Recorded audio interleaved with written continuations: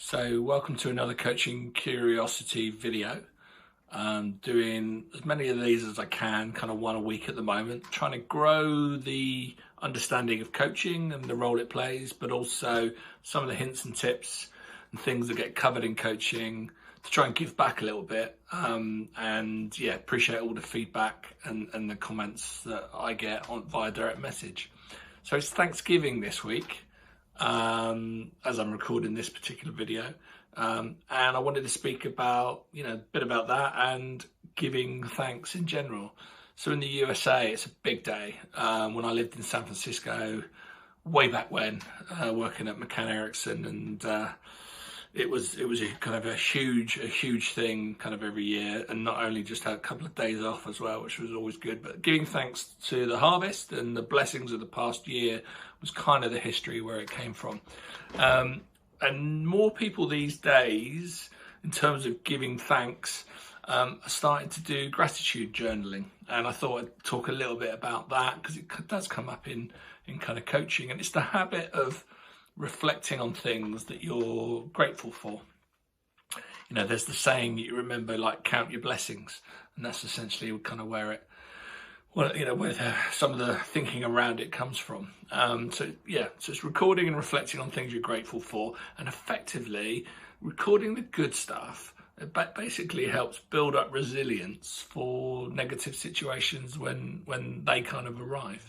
And there is proper research, from researchers, and they kind of can build up that positive psychology research has proven journaling and writing down the good stuff gives you more happiness, it reduces depressive symptoms, and it increases feelings of positivity, especially over time. So it builds like a crescendo.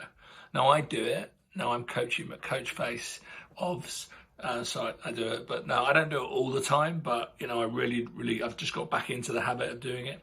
I started doing it in a book. I love a book, just on my desk here, book, decent pencil, I love that, but I now do it on an iPhone app, the 5-minute journal. And that, because for me, it works about, being reminded, at 9 a.m. and 6 p.m. It's kind of a good thing for me. Some of the kind of questions that you might put in to a journal, gratitude journal, describe the favorite moment of a day, describe your favorite person and list all the person's good qualities, write about a random act of kindness that you might have had, write something that cheers you up, list 5 things that you're grateful for today. They're the kind of things that you would do, and the tips that I've seen and that I would recommend, don't worry about it if you stop doing it for a while. Be kind to yourself. Some research has shown that doing it every day, it's actually better to do it maybe 3 or 4 times a week or less frequently. Be specific, so mention specific people, places and spaces. And spaces is a good one because you might identify some good spaces or places that you were in when you were feeling particularly motivated or happy. Go for depth over breadth if you can, really detail, not just thankful for your friends, but specific friends maybe. Make it a habit, so, see how often, see what's right for you. Be creative, like an author. Use your own language. I'm quite frank and I love a bit of a swear in mine as well, if something's been bloody good, And then maybe go even further than this. Learn from the good stuff, what patterns appear. It might be linked to exercise days. It might be linked to the days where you had more sleep. It might be, what were the happiness triggers for you? Savor the moment is another way to go even deeper.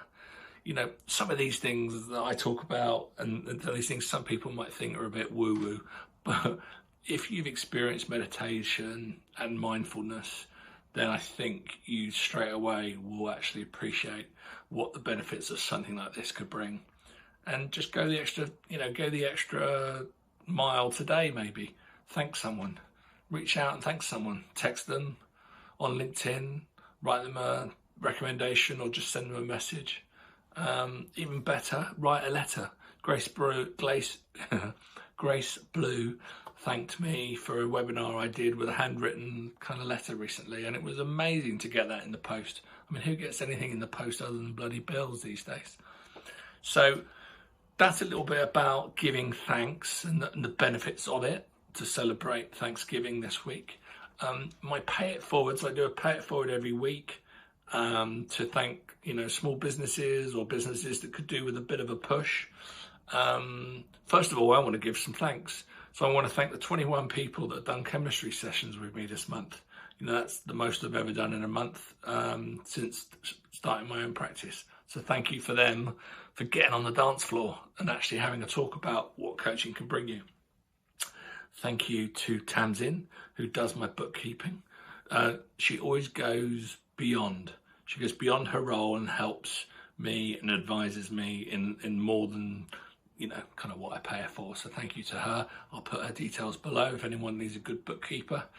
And thanks to Fizz Pop Bang, who are a training company that I've done some coaching for, done a bit of facilitation for, having to pivot their whole business because, in-person training being real difficult. They invited me along to a training session this morning. So thanks to Francis, thanks to Imogen, who ran that brilliant session, and probably to Sarah, who did a lot of the design, I would guess. But yeah, thanks to the whole team there. Miss you guys and hope to do some more work with you next year. So thanks very much. Give thanks, whoosh, and see you soon. Cheers.